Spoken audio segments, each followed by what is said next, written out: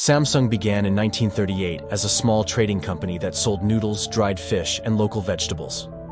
Back then, it was impossible to imagine that Samsung would transform into one of the world's most valuable companies.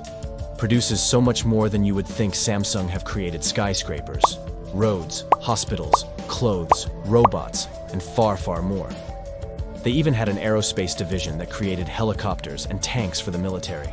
But we'll get to all that. First, let's introduce Libyan Chol, who founded Samsung at the age of just 28. He says that one night he had a panicked realization that he was wasting his life, and that it was time to set a clear goal for himself, and so he committed at that moment to building a business despite Samsung's humble beginnings. Selling groceries, Lee always had a much bigger vision. He chose the name Samsung as in Korean. It means 3 stars. Whilst many of us 3 stars may sound like a mediocre product review in Korea. The number 3 is very popular as it represents something big and powerful, and star is used to represent something everlasting. Big, powerful, and everlasting are certainly perfect words to describe what Samsung has now become. But at first, it didn't look like Samsung was even going to survive, as the Korean War had a devastating impact on Lee's business and the entire country. In fact, after the war, there was a shortage of commodities, and Korea was heavily relying on imports. So Lee decided to diversify his business and create affordable goods for the public. He started by creating a sugar refinery, and then using the profits from that, he opened the largest woolen mill in the country. This allowed Samsung to expand into textiles, and they began creating finished products like clothing. Since it was diversification that allowed Samsung to survive, Lee decided to keep pursuing this strategy more aggressively and reinvested the money he made into other new areas like opening a department store and getting into the insurance business. In fact, to this day, Samsung is the largest insurance provider in South Korea.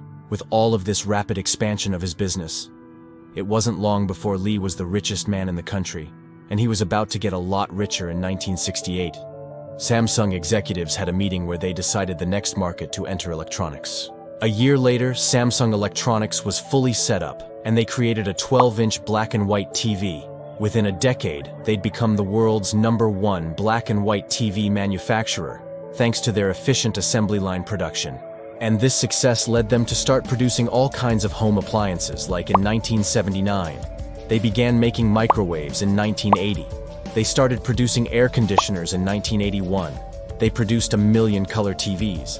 And in 1983 they got into making personal computers, but they soon realized that to produce all of these electronic goods, they were heavily reliant on importing so many small components from abroad, so they bought a semiconductor company to have full control over the supply chain themselves. They not only used these chips in their own products, but started selling them globally to other electronics manufacturers, opening yet another product line for Samsung.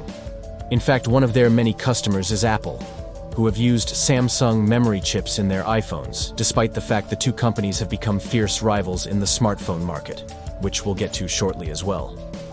But what's really fascinating about Samsung is all the industries they've expanded into that you never normally hear about, for example, under a division called Samsung Heavy Industries. Samsung specialize in making giant ships and are one of the largest mega shipbuilders in the world. There's also another division called Samsung Construction and Trading that makes roads, tunnels, bridges, and buildings. Amazingly, the world's tallest building, the Burj Khalifa in Dubai, was built by Samsung. They even own South Korea's largest theme park called Everland, have their own hotels, and own a place in Korea called Samsung Town.